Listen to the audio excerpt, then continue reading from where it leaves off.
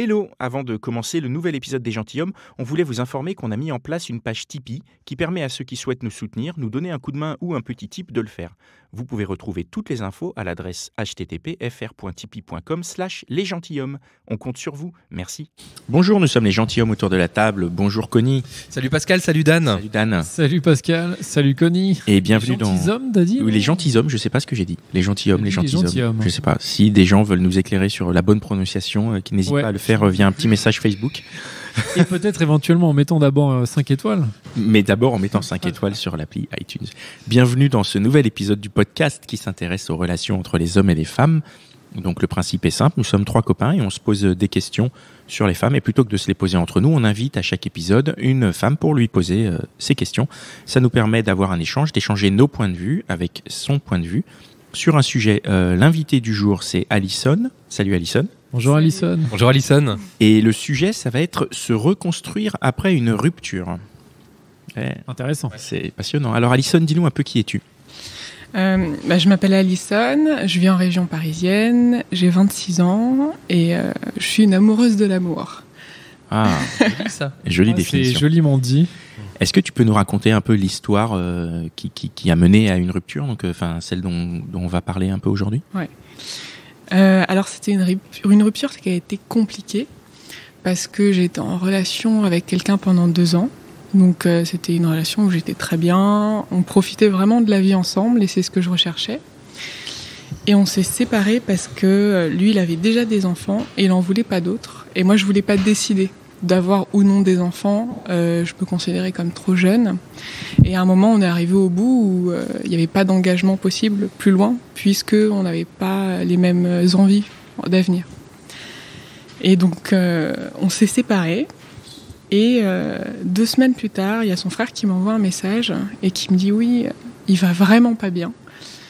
Et est-ce que tu pourrais essayer de l'appeler parce que ça fait 2 semaines, il est au fond du trou. Donc j'appelle, un peu fébrile parce que je vivais moi aussi une rupture. Et je l'appelle, il me dit qu'il est dans un bar un peu éméché. Et il finit par m'avouer, parce que vraiment il était pas bien, que en fait... Pendant qu'on était ensemble, il a eu un 3e enfant. Donc a priori pas avec toi. Pas avec moi. Un troisième. Quoi ? Attends. Il avait déjà 2 enfants quand tu l'as rencontré, quoi. C'est ça. Avec la mère de celui avec qui il avait 2 enfants. C'est ça. Il me dit que avant qu'on se rencontre, 1 mois avant qu'on se rencontre, il s'est passé une nuit où ils ont eu des relations sexuelles et que ce qu'il me dit, c'est qu'elle a fait un déni de grossesse et que elle a eu un enfant pendant qu'on était ensemble. Et que lui, il était piégé dans son mensonge et il savait pas comment me le dire. T'étais sa maîtresse alors. Ça vient après. Ah pardon. Ça, c'est Autant l'étape pour moi. 1. Ok. Vas-y. Raconte-nous. Ouais. Donc, moi, j'étais complètement choquée. Et il se passe un mois où, ça va pas. Pendant 3 semaines, ça va pas. Et puis après, j'ai eu des changements professionnels qui ont fait que je suis repartie un peu dans la vie et il fallait que je me réveille un peu, que je me secoue. Et là, il m'envoie un message et il me dit « Écoute, j'aimerais bien qu'on parle. Parce que je voudrais te dire des choses. » Sachant que moi, je l'avais stoppé, je lui ai dit « Écoute, t'es un grand malade, je veux plus que tu t'approches de moi. » Pour toi, c'était fini, de toute façon. Enfin, moi, la c'était relation vraiment était finie, ouais. Ouais. À partir du moment où il y a eu ce mensonge-là, moi, le mensonge, c'est vraiment un truc que j'ai jamais accepté. Donc, je le vois, j'accepte de le voir. Et il vient me voir et il me dit « Écoute, il faut que je te dise quelque chose que je t'ai pas dit. Je t'ai parlé du 3e enfant, mais en fait, il y a plus. En fait, je suis mariée. » C'est logique. Donc en fait, je suis mariée. J'ai donc 3 enfants avec ma femme. Et il me dit d'autres choses que je connaissais pas. Par exemple, il me dit je suis juif. Je savais pas qu'il était juif. Donc c'était beaucoup de choses comme ça d'un coup, mais ça allait parce qu'en fait j'étais dans un truc où j'étais passée à autre chose. J'avançais.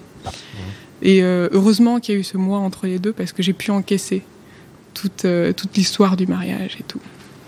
Et donc il me dit écoute, j'ai bien réfléchi, j'avais besoin qu'on se sépare. Parce que maintenant je suis prêt, je suis partie de chez moi, je vis chez un ami et je voudrais qu'on construise quelque chose ensemble. Au même moment. Courageux. Donc, Très courageux. Ouais. Il a pas peur en tout cas de. Alors Il a pas peur de. il a tout tenté, quoi. Ouais. Ouais. Et alors, comment ça se passe? Il m'avait demandé de l'écouter, donc j'ai écouté toutes ces révélations. Et à la fin, il me dit, bon, est-ce que tu es d'accord pour qu'on construise quelque chose ensemble? Et je lui dis, mais si on se remet ensemble, tu quittes ta femme. Mais si on se remet pas ensemble, est-ce que tu la quittes? Et il m'avait dit, je suis pas bien avec ma femme. Et il me dit, je sais pas, non, je pense pas. Et je lui dis, écoute, je pense que si vraiment tu voulais quitter ta femme, t'as pas besoin d'avoir quelqu'un derrière pour te secourir, quoi. Donc, moi, honnêtement, ça m'intéresse pas, de toute façon, parce que, avec toute notre histoire, il me disait que j'étais la personne qu'il connaissait le mieux. Je lui disais non, on se connaît pas. Pourquoi il rigole si fort, Pascal? Parce que c'est absurde de dire à une meuf à qui t'as menti pendant 2 ans, t'es la personne qui me connaît le mieux. Manifestement, non.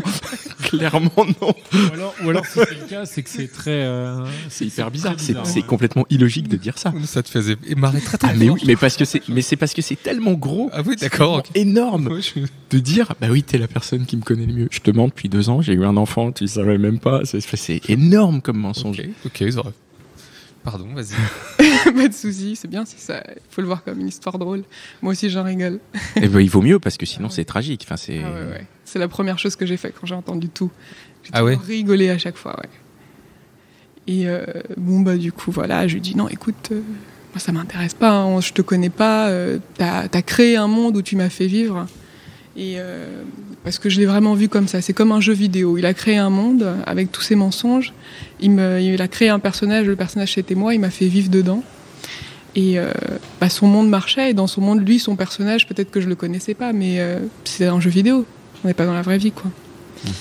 Donc je lui ai dit non, quoi. Voilà. Et après, j'en ai pas entendu parler. Et après, t'as plus de nouvelles? Non, je l'ai recroisé parce que on allait dans la même salle de sport, on s'était croisés, je lui ai dit bonjour, mais je sais pas. C'est là où tu l'avais rencontré? Non, on s'était rencontrés sur Tinder. Okay. Ah. Mais alors qu'il était marié à l'époque. Ouais.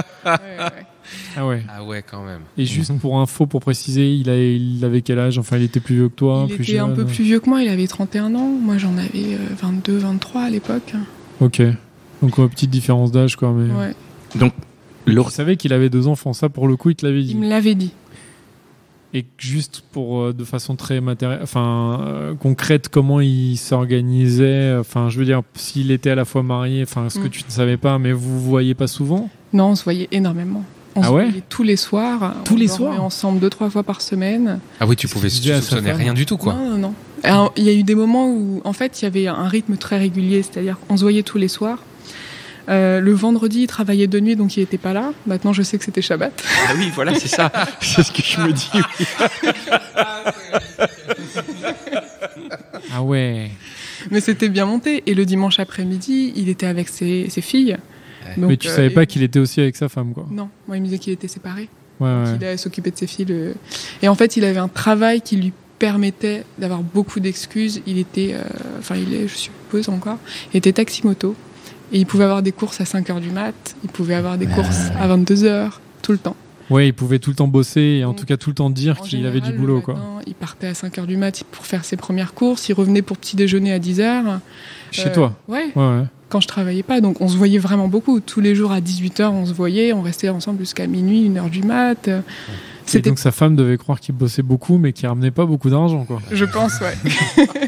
Alors, comment tu te retrouves? Alors, après cette séparation, après cette rupture, t'es dans quel état? Tu te retrouves comment? Là où j'ai été vraiment mal, en fait, c'est après la première annonce, quand il me dit qu'il a un 3e enfant.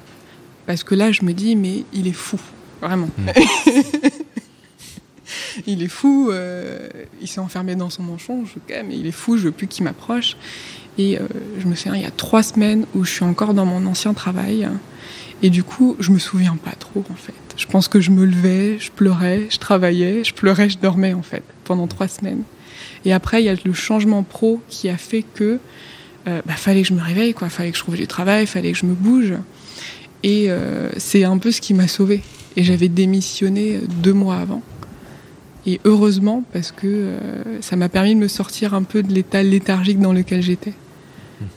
Et après, quand il est revenu me voir pour m'expliquer la situation, qu'il était marié, il y a eu ce truc, non mais c'est du délire quoi. À chaque fois, j'appelais mes amis, je leur disais, mais je crois qu'il y a une caméra cachée. C'est pas possible. Non, Et après cette deuxième révélation, t'es dans quel état? Quel impact ça a sur toi? Il y a un côté où il faut un peu de temps pour assimiler. Ouais. Ou est-ce que c'est vrai ce qui se passe? Parce que c'était énorme. Comme on disait, on passait beaucoup de temps ensemble, on se voyait beaucoup, il y avait un rythme, mais on se voyait beaucoup. Donc, je comprenais pas comment il avait le temps d'avoir les deux vies, en fait. Et surtout, il y a ce truc où je me dis, inconsciemment, je voulais rencontrer quelqu'un, avec lui j'étais bien, je voulais construire ma vie avec lui, et me poser, et j'avais une image de moi où je voulais être une fille bien. Et je me retrouve à être la maîtresse de quelqu'un. Et c'était dur. Ah oui, pourquoi? Tu l'as vécu comment? Je l'ai mal vécu parce que j'ai toujours dit, moi je vais jamais être avec un homme marié. Jamais, parce que je trouvais ça horrible. Moi, mes parents sont encore mariés et me mettre au milieu d'un mariage, je trouvais pas ça bien. Parce qu'on inclut d'autres personnes dans une relation qui est à deux et on fait souffrir d'autres personnes en plus. Et du coup, me retrouver à me dire, en fait, je suis sa maîtresse, quoi. J'ai été sa maîtresse pendant 2 ans, je suis au milieu d'un mariage. J'ai des amis qui me disent, oui, mais va voir sa femme, tu devrais lui dire. Et je me retrouve au milieu de tout ça, un peu, je débarque, quoi. Mais tu es pour rien, tu culpabilisais, mais tu n'avais peut-être pas... Ouais, mais je culpabilisais d'avoir été quelque chose sans mon consentement, certes, mais de l'avoir été. Et du coup, je me suis dit, merde, je suis qui maintenant? Parce que j'ai été la maîtresse de quelqu'un, je suis pas celle que j'imaginais, et j'étais pas si heureuse que ça après coup. Hein. Ouais. J'étais pas si heureuse que ça. Et qu'est-ce que je fais de tout ça, quoi? Et donc tu vas partir dans une espèce de quête identitaire, c'est ça? Ouais.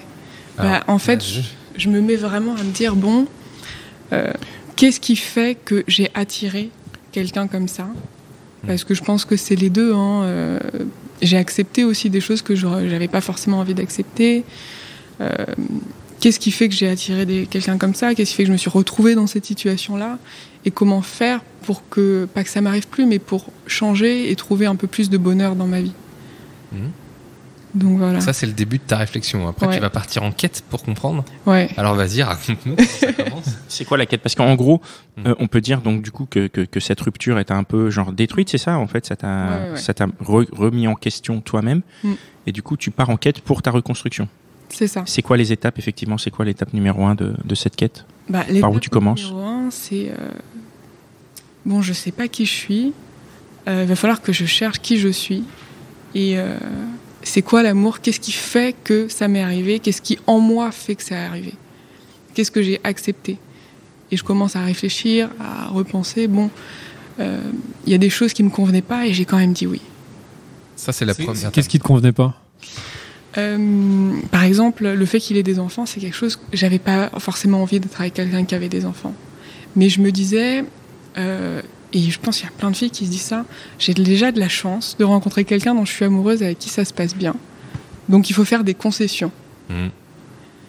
Et du coup, j'ai fait des concessions. Alors que avec le recul, tu te dis que c'était une concession à pas faire. C'est une concession où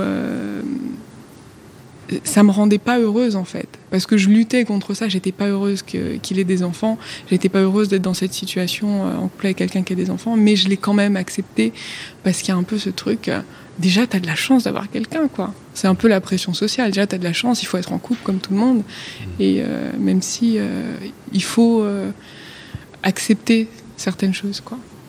D'accord.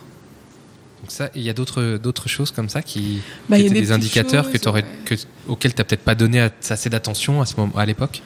Après, il y a toutes les choses où je me rends compte que ça déconnait. Par exemple, le fait pendant 2 ans où ça m'a vraiment perturbée après, c'est tous les jours, il partait à 5h du matin. Tous les week-ends, il allait faire des courses, ou bien il allait des courses taxi, ou bien il allait voir ses enfants. Et du coup, j'ai dû passer un week-end dans 2 ans entier avec lui. Il y avait toujours des pauses en fait. Et du coup, j'ai eu ce truc très troublant de... Pour moi, être en couple, c'était ça, c'est que j'étais un peu seule, et il était là de temps en temps. Enfin, il était là souvent, mais pas en continu. Jamais en continu, quoi. Ouais.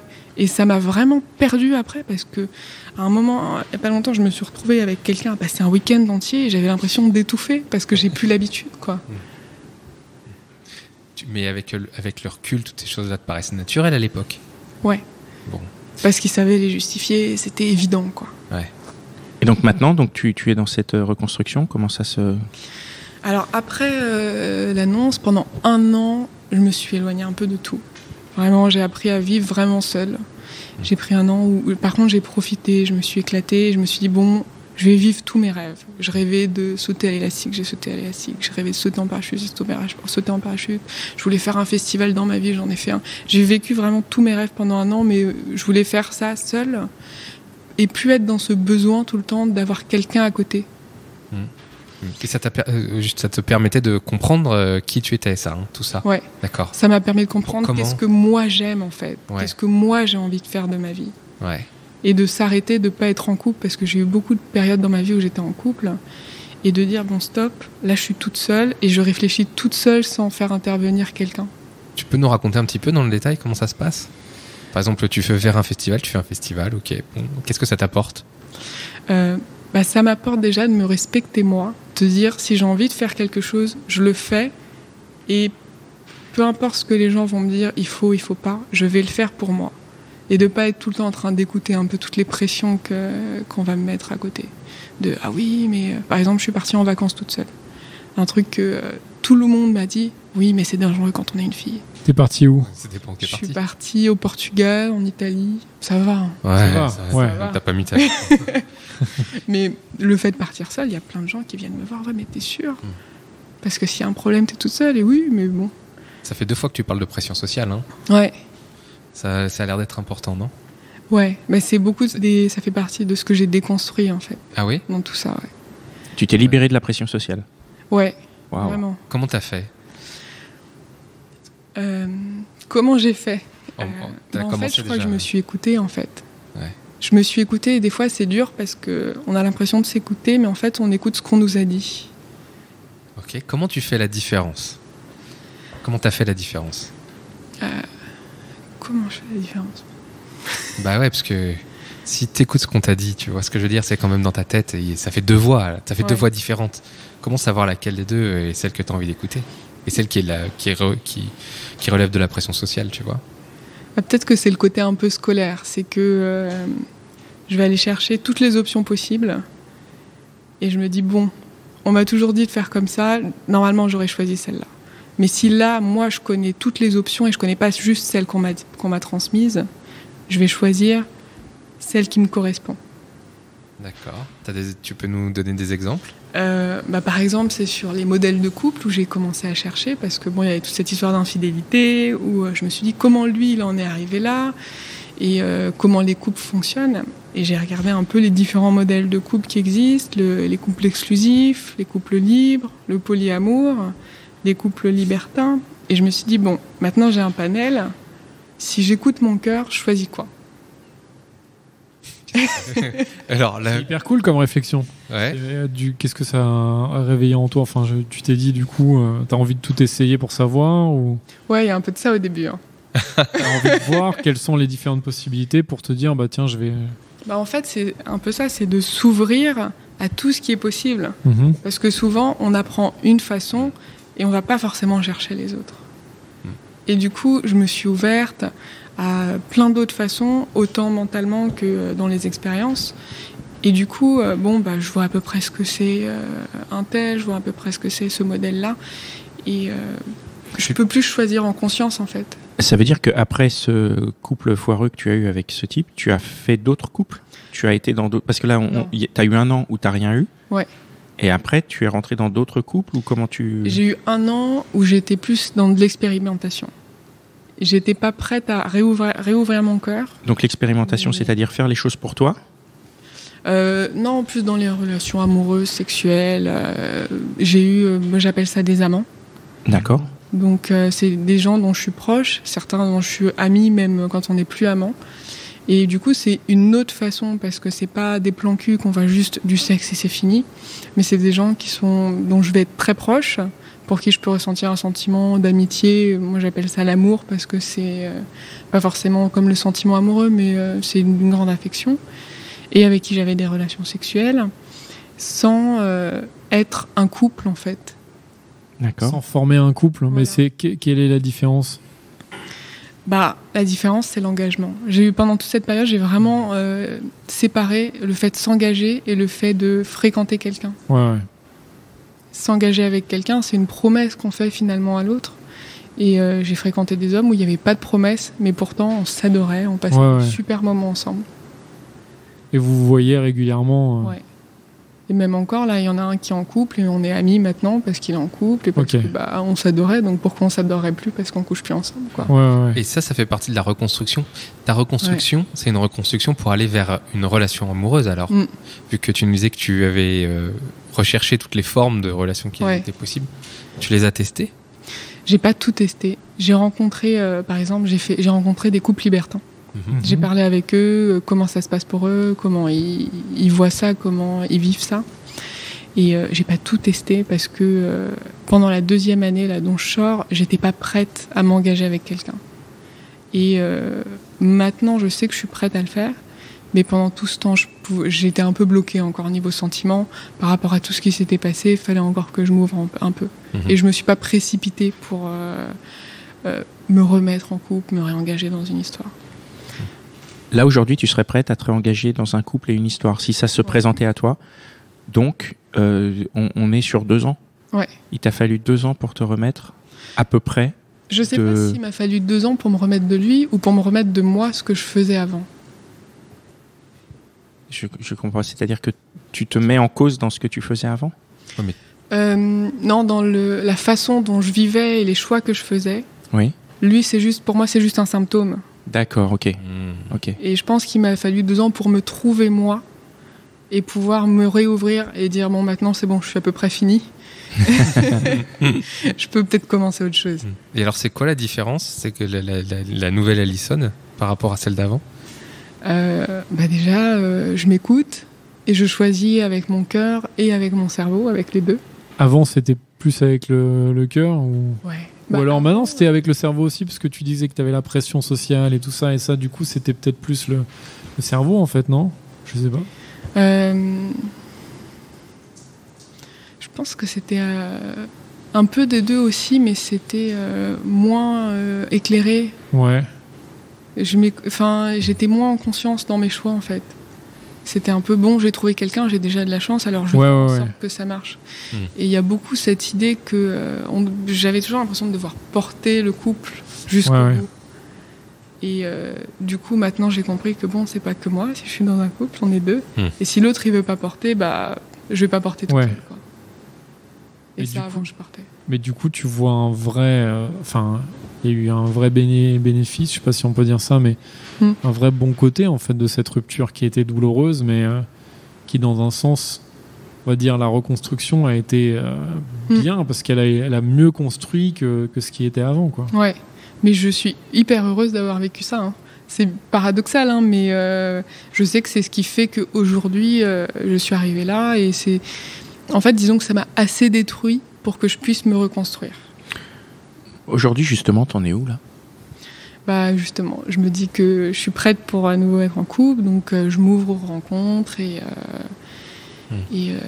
Mais t'es célibataire pour l'instant ? Ouais, je suis célibataire. Mais tu es célibataire, mais prête à rencontrer quelqu'un et à te laisser à nouveau embarquer dans une aventure, ou toi-même embarquer quelqu'un dans une aventure. Exactement. Et avec tout ce que...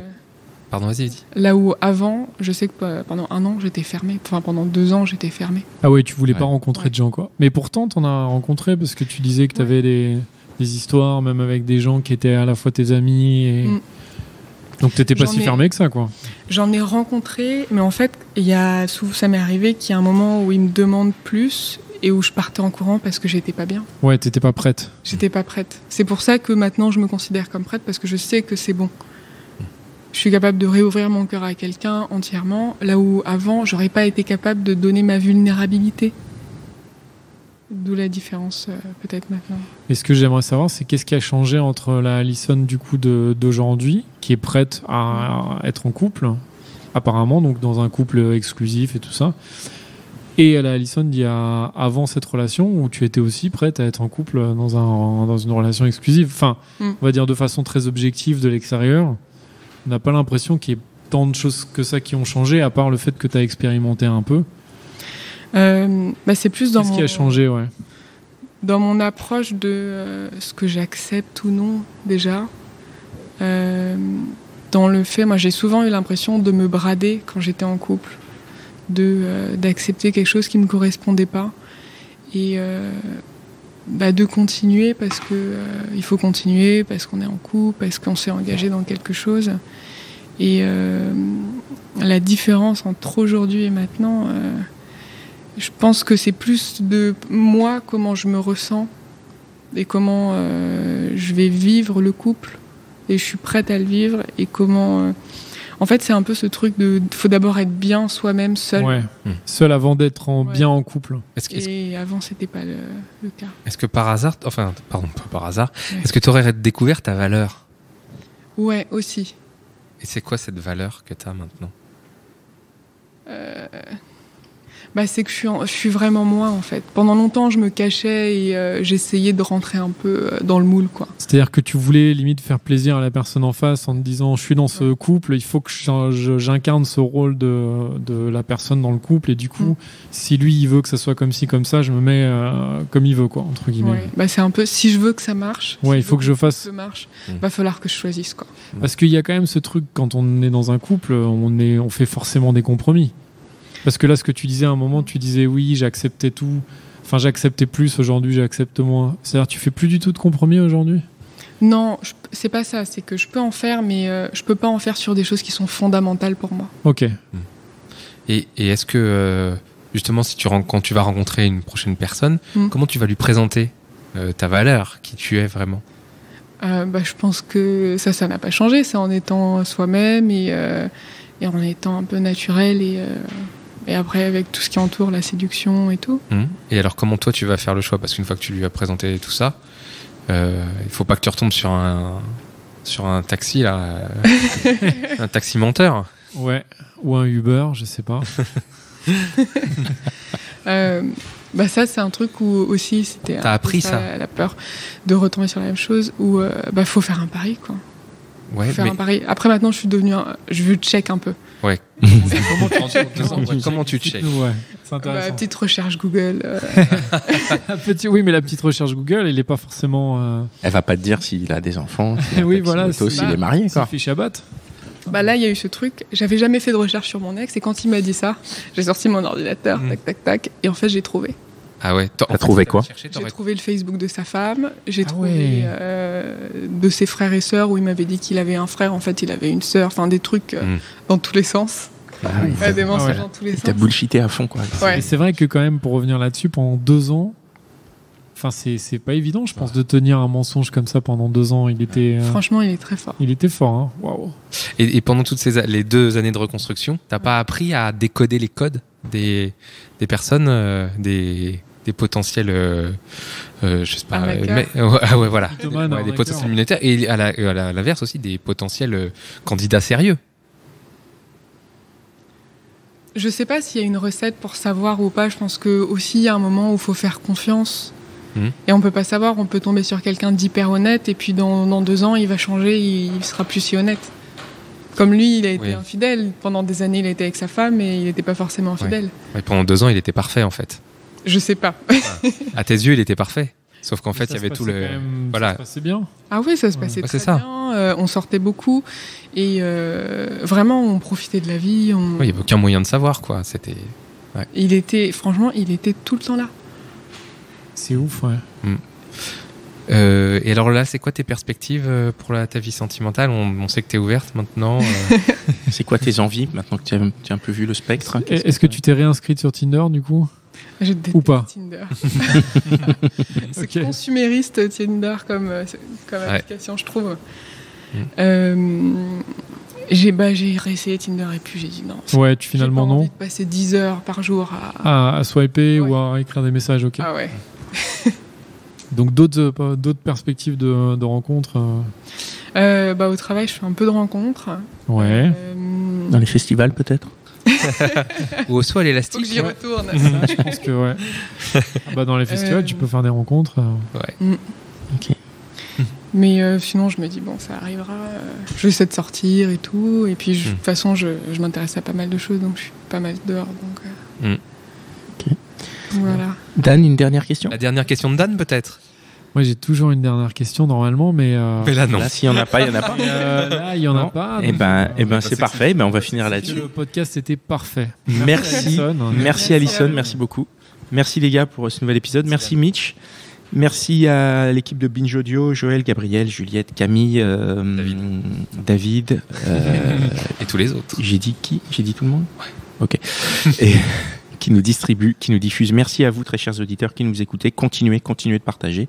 Continuez de nous contacter sur notre Facebook. On est très réactifs. Si vous avez des envies de partager des histoires ou de venir nous suggérer des sujets ou même répondre à nous, les sujets qu'on a envie d'aborder, n'hésitez pas.